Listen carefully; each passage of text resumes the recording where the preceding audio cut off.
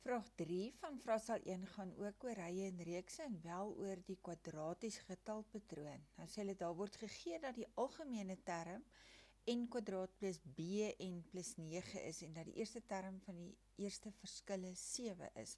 Nou as ek die kwadratiese patroon, hier is die eerste term en hier is die tweede term, dan is daai eerste term van die eerste verskille 7.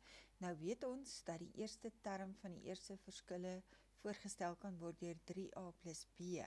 So 3a plus b is dan gelyk aan 7. Maar nou weet ons a uit hierdie vergelyking is 1, so 3 plus b is gelyk aan 7, wat b gelyk aan 4 maak. 2 punte vir daai, 1 punt vir die stelling wat gemaak is en 1 vir die antwoord.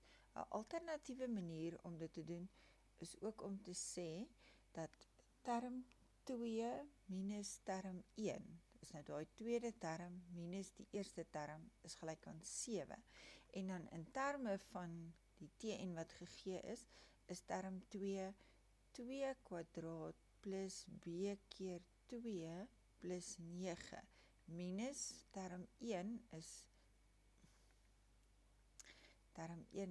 1 kwadraat plus b plus 9 en dit is gelyk aan 7. En as jy daai vereenvoudig, dan kry jy ook dat b is gelyk aan 4. So die 2 punte sou dan gewees het vir daai stelling en vir die b wat opgelos is. Die tweede vraag het gesê, bepaal die waarde van die 60ste term van hierdie getalpatroon. Nou, met die Tn wat nou gegee is n kwadraat plus 4n plus 9. So die 60ste term is dan 60 kwadraat plus 4 keer 60 plus 9. So die 60ste term is dan 3849 net deur die substitusies. 2 punte daarso, 1 vir die substitusie, 1 vir die antwoord. 3.3 sê bepaal die algemene term vir die ry van die eerste verskille van die kwadratiese getalpatroon. Skryf jou antwoord in daardie vorm neer. Nou as ons substitusies gaan doen, is ons kwadratiese ry se waardes, die kwadratiese ry se waardes is 14 vir die eerste term en 21 en 30 en 41 ensovoorts, net deur ene in te stel. So die konstante eerste verskille is dan 7 en 9 en 11. So ons moet nou die algemene term vir daardie ry kry. Hulle verskille is 2 en 2. So ons weet dat vir 'n rekenkundige ry, want die eerste verskille is nou 'n rekenkundige ry met 'n konstante eerste verskil, a plus n min 1d is die term daarvoor. Eerste term is 7. Ons het 'n p en die difference is 2.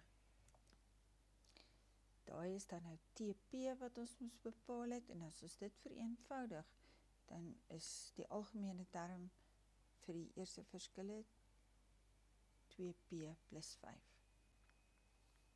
3 punte daarso, 1 vir die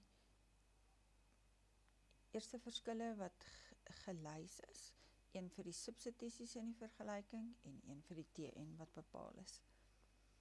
3.4, watter twee opeenvolgende terme in die kwadratiese patroon het die eerste verskil van 157.